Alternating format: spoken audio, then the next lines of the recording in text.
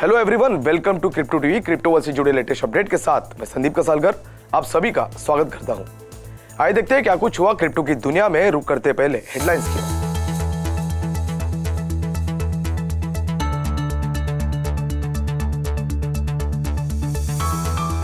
US SEC और CFTC मिलकर करेंगे क्रिप्टो प्लेटफॉर्म्स की निगरानी। माइक्रो स्ट्रेटेजी ने अपने नाम किए $190 मिलियन के बिटकॉइन। शॉर्ट सेलिंग के कारण बिटकॉइन फिसला नीचे। क्रिप्टो जायंट एफटीएक्स ने आईईएक्स स्टॉक एक्सचेंज में हासिल की हिस्सेदारी। दुनिया के सबसे महंगे एनएफटी के रूप में साइबर यॉट्स ने $400 मिलियन यॉट को किया लिस्ट।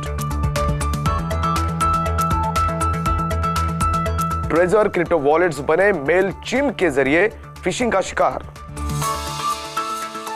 सिंगापुर ने पारित किया नया क्रिप्टो कानून। अब ओवरसीज ऑपरेटर्स के लिए होगी लाइसेंस की आवश्यकता।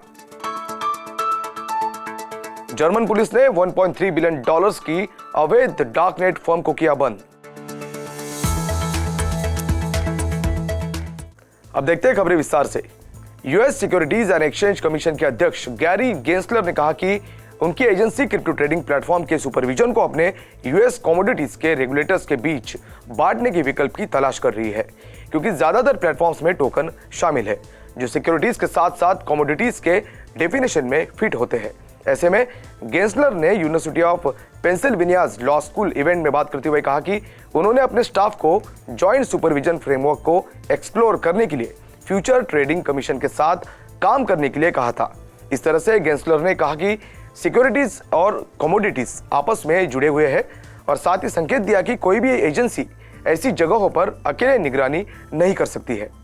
Bitcoin accumulating business intelligence software company micro strategy MSTR ने कहा है कि उसने लगभग $190.5 मिलियन के और भी 4167 बिटकॉइन को अपने नाम किया है। माइक्रो स्ट्रेटेजी ने मंगलवार को दिए अपने स्टेटमेंट में कहा कि उसने अपने इस परचेस को 15 फरवरी और 4 अप्रैल के बीच किया था। इस तरह से हर एक बिटकॉइन के लिए टाइसन्स कॉर्नर कंपनी ने एवरेज $45,714 का पेमेंट किया है। अपनी इस खरीद के साथ माइक्रो स्ट्रेटेजी के पास हाल के समय में कुल 129,208 बिटकॉइन है, जिसकी वैल्यू लगभग $6 बिलियन है और हाल के समय में कीमत लगभग $46,742 है। इस तरह से पिछले 24 घंटों में बिटकॉइन 2% की बढ़ोतरी के साथ $46,906 पर ट्रेड कर रहा है। यूक्रेन में रशिया के जारी हमलों से इकोनॉमिक और पॉलिटिकल अनसर्टेनिटीज को ताकत मिली है, जिसकी वजह से मंगलवार को लेट एशियन ट्रेड्स में बिटकॉइन को नीचे फिसलते हुए देखा गया, जबकि क्रिप्टो करेंसीज पर भी असर देखने मिला। ऐसे में यूएस स्टॉक्स ने टेक हेवी नैस्डैक में 1% से ज्यादा गिरावट के साथ ट्रेड किया, जबकि S&P 500 डाउ इंडेक्स को फ्लैट देखा गया। इस तरह से 8 दिनों से देखी जा रही बिटकॉइन की तेजी को कमजोर होते हुए देखा गया। हालांकि इन्वेस्टर्स ने आने वाले दिनों में ज्यादा मुनाफा मिलने को लेकर अपना विश्वास दिखाया है। इन सब के बीच बिटकॉइन को पिछले 24 घंटों में लगभग $46,000 पर ट्रेड करते हुए देखा गया, जबकि उसी समय के दौरान इथेर को 0.5% की गिरावट के साथ $3,500 पर ट्रेड करते हुए देखा गया। हालांकि टेरा ब्लॉकचेन का नेटिव कॉइन ल्यूना 5% से ज्यादा $117 पर ट्रेड करते हुए देखा गया। Crypto currency exchange giant FTX US ने regulated national equities exchange IEX group में एक स्ट्रेटेजिक इन्वेस्टमेंट की है। Sam Bankman Fried FTX global digital market में अपने जगह को मजबूत करना चाहता है। ऐसे में FTX IEX तो इन्वेस्टर्स के लिए एक भरोसेमंद इंप्रूव मार्केट स्ट्रक्चर के तरीके के रूप में देखता है।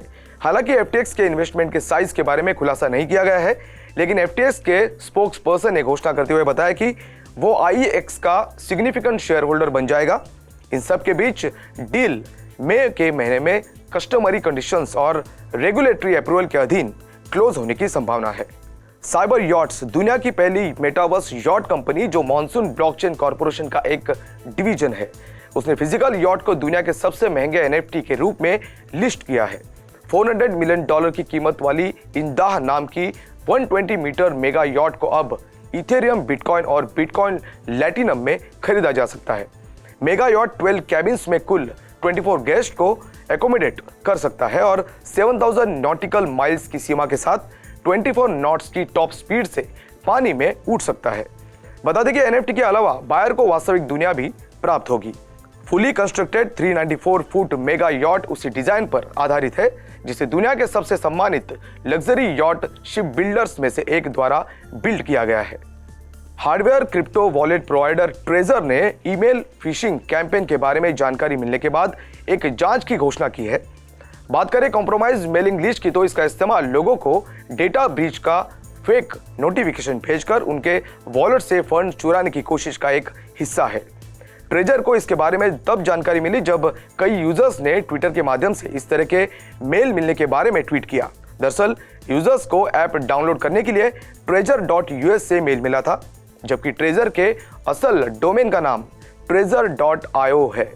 साथ ही ट्रेजर ने यह खुलासा किया है कि एक मेलचिम्प इनसाइडर ने यूजर्स को मैलिशियस लिंक्स भेजकर फिशिंग हमले को अंजाम दिया था।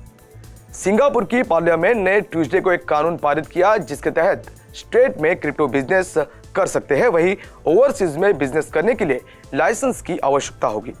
इस कदम का उद्देश्य क्रिप्टो करेंसी प्रोवाइडर्स के लिए नियमों को कड़ा करना है, क्योंकि वर्तमान में सिंगापुर की crypto related entities anti money laundering के लिए रेगुलेटेड नहीं है।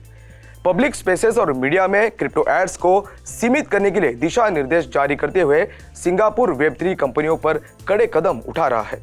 फाइनेंशियल सर्विसेज और मार्केट्स बिल के हिस्से के नए नियम के फाइनेंशियल इंस्टीट्यूशंस पर 1 मिलियन सिंगापुर डॉलर की हायर पेनाल्टी लगाना शामिल है अगर वे साइबर अटैक्स को एक्सपीरियंस करते हैं या उनकी सर्विसेज बाधित होती है। यह बिल सिंगापुर के मॉनेटरी अथॉरिटी को उन व्यक्तियों को डिसअलाउ करने के लिए और अधिक पावर्स देता है जिन्हें की रोल्स निभाने से अनफिट समझा जाता है।